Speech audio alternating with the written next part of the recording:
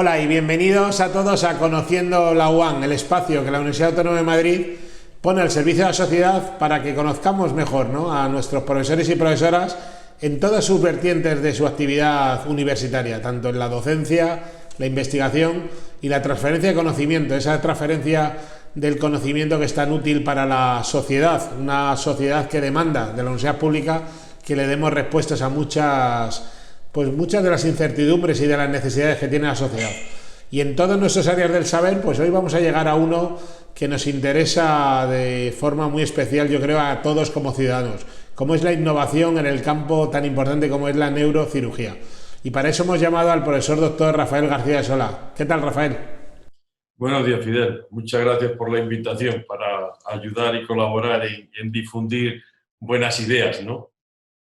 Muy bien, la verdad es que hoy el tema se plantea apasionante y permíteme, por favor, profesor, que te presente a la audiencia. El doctor Rafael García de Solá es catedrático emérito de neurocirugía de la Facultad de Medicina de la Universidad Autónoma de Madrid, es director de la Cátedra UAM en Innovación en Neurocirugía y es jefe del Servicio de Neurocirugía del Hospital del Rosario aquí en Madrid.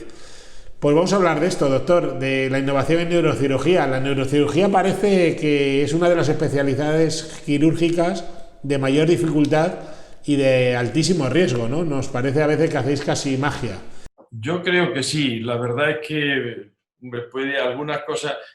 siempre son las contradicciones humanas. Es realmente muy difícil porque tenemos en nuestras manos el sistema nervioso, tanto el central como el periférico, y el sistema nervioso al final casi uno va profundizando y acaba siendo la persona. Entonces eso hace que los pacientes tengan una especial, no sé, recelo, miedo, etcétera, ¿no? Eso por un lado, pues porque podemos tener una influencia real en su comportamiento posterior si hay cualquier tipo de complicación, ¿no? Imaginemos.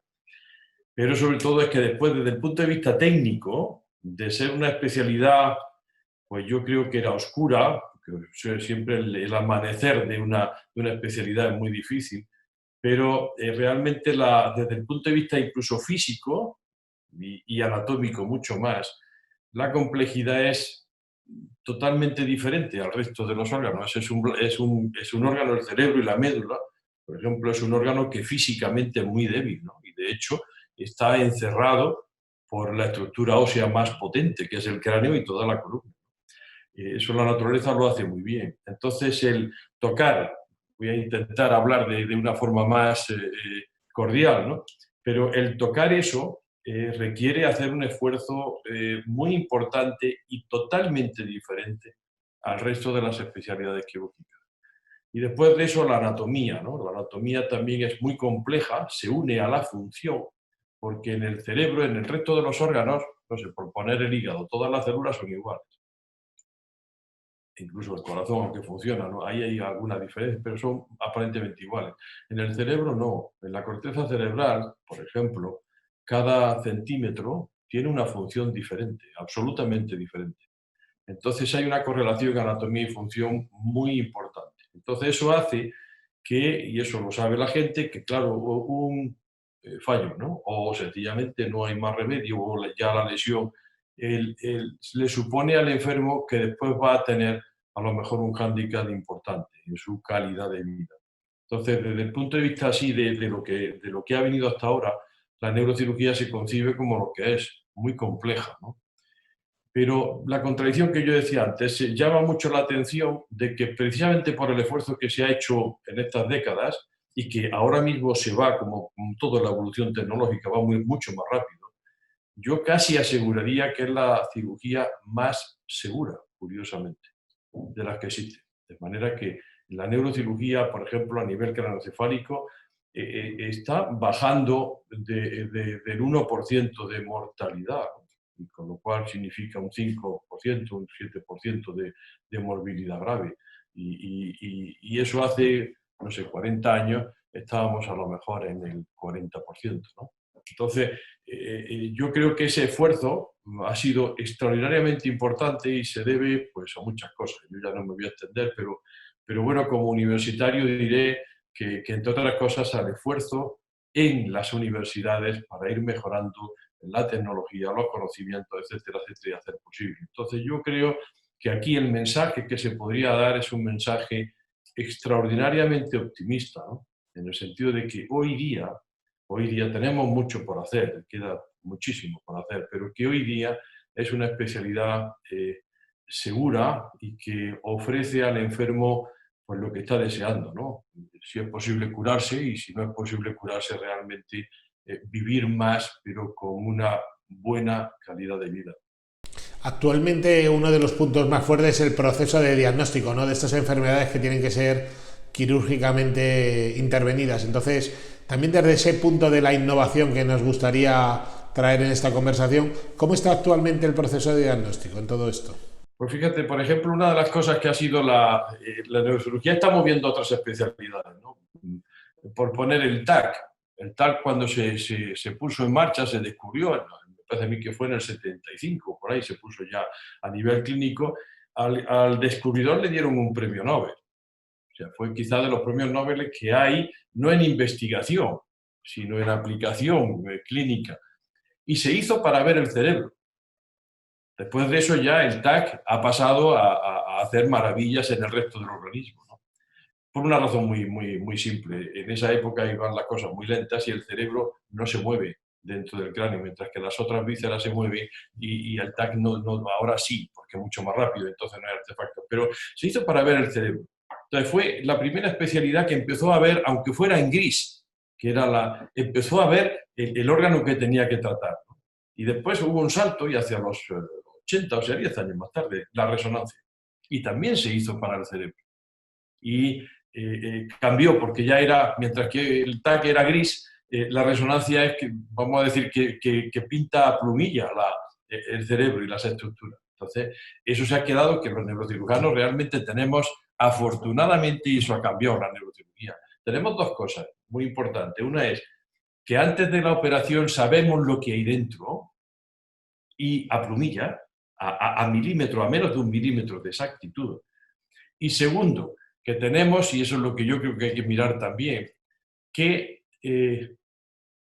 contrastar nuestros propios resultados, es decir, no solamente si yo lo he operado bien, no, ese enfermo después le vamos a hacer un TAC y una resonancia después de la operación y es un chivato, entre comillas, de lo que ha pasado. O sea que ha mejorado muchísimo gracias a que después hay un contraste de lo que no es lo que dice el cirujano que ha hecho, sino que ya se ve, que ha forzado cada vez a ser más fino, ¿no? En la cirugía. En ese sentido está bien. Bien. Esos son, digamos, las dos grandes, no sé, equipamientos de diagnóstico.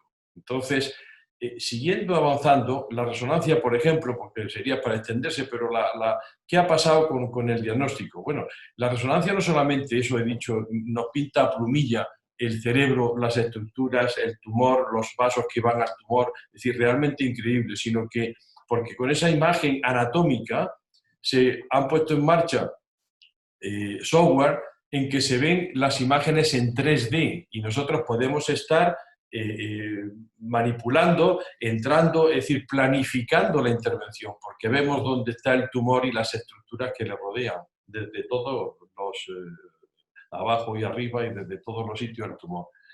Y eso desde el punto de vista anatómico para un cirujano es formidable, porque entras a quirófano y no lo que pasaba antes, voy a ver lo que me encuentro, ni de broma. Se planifica, o sea, la intervención se diseña anatómicamente antes de operar. Diría me permite un paréntesis, por ejemplo, de que incluso el corte del pelo se hace de acuerdo con el neuronavegador y cortamos justo por donde necesitamos entrar, ya desde el pelo, el tumor. Bien, eso es una cosa. Pero es que la resonancia ha avanzado muchísimo en otra parte muy importante. Uno es en el diagnóstico de los tumores, y en eso ha hecho, por ejemplo, la espectroscopia, ahora hay un test de amida, es decir, cada vez más hace falta menos hacer una biopsia para saber qué tipo de tumor tenemos enfrente. Es decir, ya con la resonancia se sabe el enemigo que tenemos y con su apellido. Eso es también extraordinariamente esencial y muy importante. Pero más todavía, Últimamente, bueno, el sistema nervioso, lo que he dicho, cada centímetro tiene una función, por ponerlo así, cada milímetro de corteza cerebral. Pero entre las diferentes zonas funcionales hay tractos, hay vías. Pues eso hoy día se está haciendo unos avances extraordinariamente grandes en que se dibuja en 3D esas vías. Y eso no es solamente importante por conocimiento, sino que es que antes, pues nosotros decíamos, no se puede tocar esta corteza cerebral porque es con la que este señor mueve la mano, ¿vale? No, ahora hemos avanzado, es decir, se dice, no podemos profundizar en este sitio porque está la vía que va a provocar este problema. Entonces, realmente es importante que antes de la intervención, lo que yo decía, estamos con una capacidad, y a mejorar, por supuesto, anatómica y funcional muy, muy seria. Y además de eso nos dice la anatomía patológica, casi sin equivocación, antes de operar. O sea, eso es una información verdaderamente potente, ¿no? Y con eso, vuelvo a decir, nosotros tenemos esa enorme ventaja con respecto incluso a otras muchas especialidades todavía, ¿no? De que nosotros diseñamos la intervención antes de operar. Entramos al quirófano ya sabiendo con qué nos vamos a enfrentar. Yo diría que con un 90, depende de la calidad del software, el equipo, etcétera, que tenga el cirujano o el hospital, ¿no? Pero un 90-95% de conocimiento de qué nos va a pasar. Ahí, entonces, profesor, si ha cambiado tanto la parte diagnóstica, supongo que los quirófanos de hoy en día de neurocirugía no se parecerán tanto o no se parecerán casi en nada a los de antes. ¿Cómo es un quirófano? No, no se parece. Bueno, hay una cosa que yo ya voy a aprovechar porque lo que sí es verdad tiene uno. O sea, se parecen en lo de antes y que son igual de pequeños, ¿vale? Porque yo algunas veces me quedo asombrado como en el hospital, en los hospitales nuevos, y voy a hacer no sé, una solicitud en general. Se gasta mucho espacio en muchas cosas, ¿no? Y donde se juega la vida del enfermo, que es los quirófanos, ahí se hace y se quedan tacaños. Yo no sé, los arquitectos o los que sean.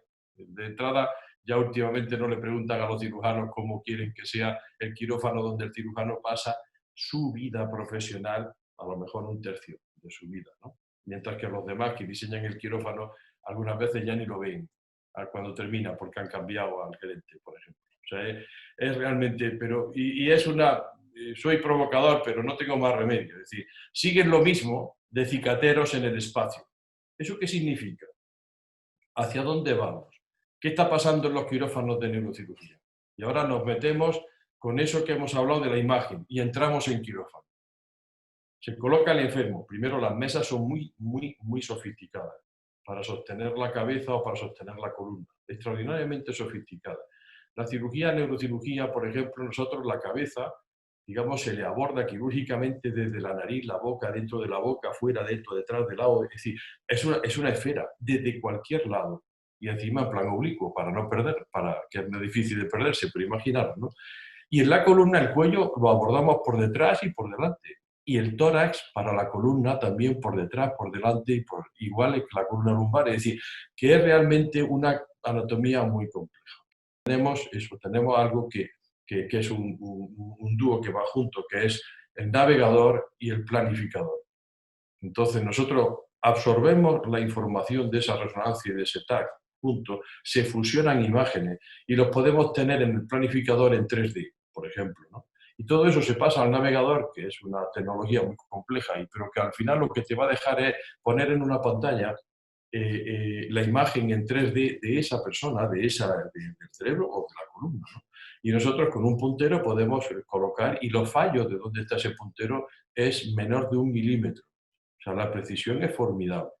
Entonces da una sensación, si ahora hemos metido esa tractografía de la función cerebral, etcétera, etcétera, la anatomía, después lo ponemos y nos está diciendo exactamente la de ese enfermo y dónde está en el espacio. Y a medida que avanzamos hacia ese tumor, por ejemplo, nos va indicando el camino. Y nos va diciendo por aquí no, por aquí sí, depende de la tractografía. Es decir, es muy potente esa primera información. Eso requiere pantallas. Ya estamos hablando de dos, planificador y el navegador, más después sí, requiere espacio. Seguimos avanzando.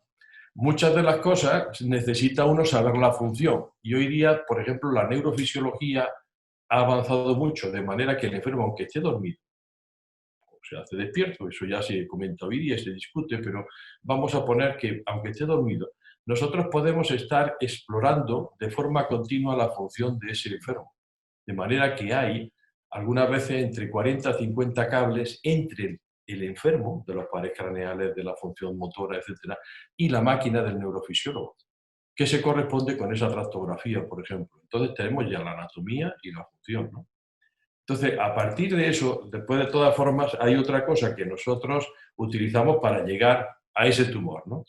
Y tenemos tres potentes sistemas de visión. Uno que es el de siempre, que es el microscopio, que realmente ha evolucionado muchísimo, no vamos a entrar, pero en donde el cirujano está confortable, entre comillas, y viendo en 3D, en visión estereoscópica, dónde está, con una luz potente y está manejándose, y tiene el microscopio aquí. Está el endoscopio, que lo hemos adaptado mucho más tarde que otras especialidades, ¿no? Como trauma, otorrino, lo que sea. También porque, bueno, el avance tecnológico era, pero que nos permite, por ejemplo, meterlo a través de uno de los orificios de la nariz y llegar hasta atrás. Y es un tubo que lleva el microscopio, lanza la luz y hay como casi hasta, no llega a 40 centímetros, ¿no? Entre el microscopio y el tubo, ¿no? Entonces estamos trabajando con dos manos. El endoscopio tiene una dificultad, tiene una ventaja, es un tubo y al final hay una luz y una cámara. Y nosotros podemos colocar instrumentos muy largos que llegan a esa punta del endoscopio. Miramos a una pantalla, hoy día incluso hay de 3D, y entonces estamos trabajando. Pero es verdad que tenemos un canal de trabajo extraordinariamente fino o pequeño, de un diámetro, pero nos permite llegar muchísimo más lejos y de una manera menos invasiva, porque vamos por canales de trabajo, ¿no? Y la otra que ahora está entrando con una fuerza importante es el exoscopio, que es una situación elaborada por los ingenieros intermedia. Se puede lanzar desde atrás del cirujano con una luz bastante nítida y bastante que no hay sombra, y la cámara está también arriba. Entonces, el espacio que deja libre es muchísimo mayor que la del microscopio. Casi simula el endoscopio y estamos manejándolos en el espacio con instrumentos largos, etc. Eso yo creo que por lo menos en cirugía de columna va a ser un avance muy grande. Bien, ¿cuántas pantallas seguimos aumentando en el quirófano? Y aparatos, ¿de acuerdo? Y todavía no hemos acabado. Después de eso, a lo mejor vale la pena, pues para que las personas se enteren, el personal como nosotros tenemos en el quirófano, hay que colocar un integrador de imágenes donde se vea el microscopio, el navegador, etcétera, junto en una imagen que podamos incluso grabar, pero que sirva para que las personas que están en el quirófano se integren en la operación. Antes el cirujano operaba y no se sabía lo que hacía, ahora ya no. Entonces, de manera que todos estén viendo, el neurofisiólogo vea lo que hace el cirujano vea lo que hace el neurofisiólogo o lo que pasa al anestesista, porque se puede grabar la pantalla de anestesia, etc. Ya tenemos otra pantalla, no sé cuántas van, ¿no? Y después de eso, además, hay otra revolución en el equipamiento, desde el robot, que ahora se habla mucho del robot. Y es verdad que echa una mano porque es como si tuviera uno un residente, que me perdonen los residentes, pero pasivo. Uno puede poner el endoscopio mientras está uno trabajando con microscopio, está ahí y espera. Y en un momento determinado que te hace falta meterte dentro de un escondrijo de ese tumor, te quitas el microscopio, entras con muchísimo cuidado porque el robot sí permite el que haya una estabilidad formidable del endoscopio y te pones a operar mirando la pantalla del endoscopio. Entonces ya tenemos otra pantalla, otro sitio que ocupar, ¿no? Y aparte de eso, pues ya están los motores, son absolutamente especiales, diseñados para la neurocirugía, hay fresas de diamante, o sea, hay una locura, hay algo así como 50 o 60 tipos de fresas con 10, 20 terminales diferentes que uno está cambiando continuamente. Y hay motores que tienen la posibilidad de poner dos motores simultáneos para que vaya uno más ágil abriendo, y los pedales.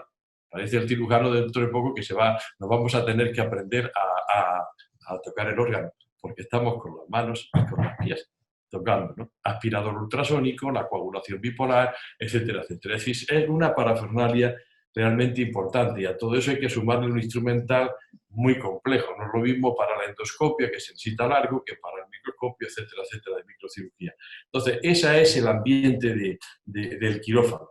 Es decir, muy sofisticado, hace falta emplear mucho tiempo, hace falta entrenar con mucho cuidado a las personas, se necesita un equipo, digamos, equipo humano, de muy alto standing, pero que cuando funciona, y funciona, realmente no tiene nada que ver con la cirugía que se hacía, no sé, hace 10 años o por ahí, o incluso 5.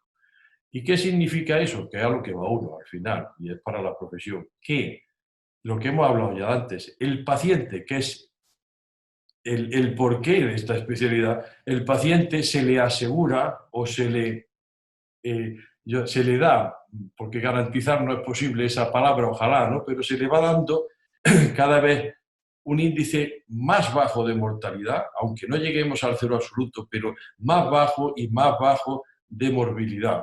Entonces, realmente ese esfuerzo, pues yo creo que vale la pena, vale la pena. De alguna manera, casi todo lo que estamos hablando, hablamos de innovar, de ahora justamente has dado también unos indicadores muy importantes, no solo vale la pena, sino al final es el fin, ¿no?, de la propia medicina, ¿no?, darle la calidad al enfermo, curarle, darle calidad de vida en el caso de no poder curarle. Y me gustaría, destacas por ser un innovador en el marco de la neurocirugía. ¿Qué entiendes tú por innovación y cómo lo podemos también ayudar a la sociedad a que entienda, bueno, has puesto varios ejemplos, para que entienda la importancia de la innovación en neurocirugía?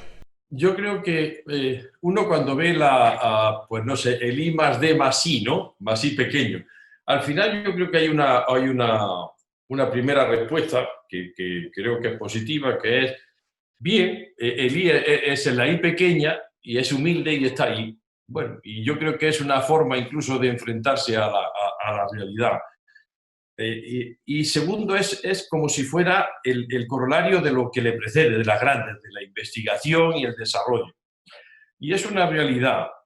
¿Y por qué? Porque si nos quedamos solamente en lo anterior, a lo mejor nos quedamos, pero muy bonito, en publicaciones científicas y que no... Estoy hablando de cirugía, ¿no? Pero si uno de forma humilde ve la innovación y ve la situación clínica y lo que está viniendo de información en cuanto a investigación y desarrollo, lo primero que tiene uno que ver es que nada es perfecto, que todo es mejorable, que las cosas se pueden, y si uno tiene, no sé, yo en mi vida profesional, pues había unos momentos que era el 5% de mortalidad, aprieta y a los 5 años baja al 3 y a los 5 años bajas por debajo del 1. Y eso es innovar, porque para hacer eso hace falta hacer un proceso muy curioso por lo mí, de cambio, ¿no? Y yo lo vi una vez que lo pensaba, cuando empiezan a llegar todo esto que hemos hablado, estos aparatos, ¿no? Hay muchas cosas ahí. Bueno, entonces puede uno coger, que siempre llama la atención, yo tengo un robot, ¿no? Y dice, bueno, vale. ¿Y resultado? ¿No? O acabar preguntando, bueno, ¿y por qué se ha diseñado un robot? ¿O por qué se ha diseñado ese navegador? ¿Y quién lo ha diseñado? ¿No? Es lo importante, la historia. Y al final caes en la cuenta de que, en la realidad, los grandes cirujanos se metían y llegaban a unos límites formidables, muy lejos de los normales, nosotros. Pero ellos mismos reconocían que llegaban a los límites, no podían traspasarlo porque no podían técnicamente. Entonces diseñan aparatos e innovan, por ejemplo, abordajes quirúrgicos, etc., en las salas de anatomía quirúrgica, etc. Entonces, esa innovación les permitió a ellos avanzar y traspasar sus propios límites. Entonces, esa innovación, cogida, digamos, por los cirujanos normales, bueno, pues te permite probablemente ser algo mejor que normal, si adapta. Y entonces, la innovación es una situación entre el reconocimiento intelectual de que las cosas se pueden mejorar y un toque de humildad en el sentido de decir que las cosas a ti mismo te pueden salir mejor. Entonces, a partir de ahí, la innovación supone un esfuerzo, además, después, de aceptar esa realidad, de aceptar o de ver qué equipamiento, por ejemplo, puede ser útil para lo que estás haciendo. Y es muy curioso, pero la aceptación de eso, que al principio gusta mucho, entre comillas, requiere un esfuerzo formidable de gasto de tiempo, pues no lo sé, de formación del personal que te rodea, de ver realmente los límites de lo que estás poniendo, no te vas a decir muchísimas cosas. Y entonces empiezas un proceso, con mucho cuidado, de aceptación y adaptación de nuevas tecnologías, de manera que, primero, tus propios resultados no se vengan abajo, sino que se vayan de donde estás, subas un peldaño. En ese sentido, eso, innovación es un continuo proceso en que uno va subiendo, subiendo, nunca bajando. Subiendo un peldaño en mejorar la condición del paciente. Esa es la situación en conocimientos, porque después, fuera de eso, también hay un proceso muy curioso. Una vez que tiene uno más, está pasando en la resonancia que hemos hablado, se innova, uno tiene un instrumento en la mano, también incluso para investigar y desarrollar más cosas. Es decir, al final, la I+D+I es un bucle. Esto es un concepto que te he oído ya en varias ocasiones, el proceso continuo de innovación, que de alguna manera es el mismo proceso continuo de investigación. Vas investigando siempre de forma agregada frente a lo que se ha hecho anteriormente y la innovación igual. Y ya para terminar, me gustaría unir esta parte de proceso continuo de innovación al propio proceso continuo de aprendizaje, ¿no? Que al final es un tema que a nosotros nos interesa en la universidad, del que tú le has dado tu vida, igual que a los quirófanos le has dado tu vida a las aulas, y en el fondo tu gran aula es el quirófano, ¿no? Donde se enseñaba a tantos y a tantos. Me gustaría, ya la última pregunta, ¿cómo ves los estudios de neurocirugía en España y el potencial que tiene la Universidad Autónoma de Madrid para estar o para liderar este proceso? Yo creo que la neurocirugía en España está en un nivel, digamos, medio alto, y yo creo que quizás deberíamos pues no sé, de que nos ayudaran, porque al final también es una cosa para que claramente compitiéramos a nivel europeo. Aunque ya hay neurocirujanos grandes compañeros que están en altas instancias europeas de neurocirugía, ¿no? Pero no es, digamos, la mayoría. Yo creo que eso, es decir, la neurocirugía está bien desarrollada, pero depende de todo lo que hemos dicho previamente, ¿no? Segundo, está muy bien puesta gracias al sistema MIRE. Ha habido unos riesgos hace muy poco bueno, no nos metemos por ese camino, e incluso ahora, porque neurocirugía tiene 5 años y en Europa se están planteando, y aquí en España, de aumentarlo a 6, la carrera 6 y encima 6, 12 años para empezar la neurocirugía, empezar. Es la única especialidad donde un residente ahora mismo de R5 no hace la mayoría de los procesos, mientras que en otras especialidades sí. Entonces es extraordinariamente difícil. Y entonces, ¿qué hace falta? Pues yo, como universitario, a mí me parece que la universidad, que es verdad que se dedica a enseñar y a empezar la formación de las personas desde jóvenes, creo que ha abandonado un poco la formación postgraduada, en el sentido de darle el sello universitario a esa formación. Por ejemplo, en neurocirugía uno se va afuera y te pueden enseñar cómo se pone una placa, unos tornillos o unas cosas. Eso no es. La formación de verdad es para qué se ponen los tornillos, todas esas cosas. Y después pone uno de una empresa o de otra, ¿no? Entonces yo creo que falta un poco eso. En ese sentido es muy gratificante la experiencia que estamos teniendo gracias al apoyo, pues, de la Fundación, de la propia universidad, de la facultad, está abierto desde hace 5 años y abierto ya al resto de residentes. Antes era en el Hospital de la Princesa, donde yo estaba, la posibilidad de que con una cadencia, estamos haciéndolo ahora 2 veces al año, y cursos muy extensos, donde, gracias al Departamento de Anatomía, se dispone de la posibilidad de ensayar técnicas quirúrgicas en cadáver. Suena, pero realmente yo primero, cada vez que me acuerdo de eso, tengo que dar públicamente mi profundísimo agradecimiento a las personas que ceden su cuerpo para esto. Y después a las empresas que ayudan. ¿Por qué? ¿Qué significa? Que todo esto que hemos visto de diseño, etcétera, etcétera, se aprende antes con buenos profesores, están colaborando jefes de servicio de Madrid, y entonces hay 8 residentes y que están aprendiendo técnicas quirúrgicas que antes aprendíamos. Yo eso personalmente me llevó muy bien porque hace muchos años iba con una cadencia bastante frecuente de año, cada 1 o 2 veces al año a Estados Unidos o a Europa a aprender, ¿no? Y sigo yendo. Entonces yo creo que eso realmente tiene un potencial formidable. ¿Por qué? Porque de entrada enseña a uno lo normal. Luego, lo normal va a ser ejecutado después por los residentes mucho mejor. Segundo, enseña a uno lo que ya no es tan frecuente, que o se aprende ahí o que cuántas veces va a tener uno en la vida la posibilidad que le aparece una cosa a cada 3 veces al año. Entonces, sin embargo, lo puede aprender en eso, en los laboratorios de anatomía quirúrgica. Y después, que esa es nuestra ansia ahora, vamos, nuestra ilusión, en esos sistemas, cadáveres, en esos ambientes, con microscopio, ahora mismo tenemos microscopio, oscopio, endoscopio, es decir, lo que estaba hablando lo están teniendo los residentes de Madrid en la Facultad de Medicina Autónoma de forma sistemática. Pero estamos en ese avance de decir, bueno, en el diseño, pues simuladores.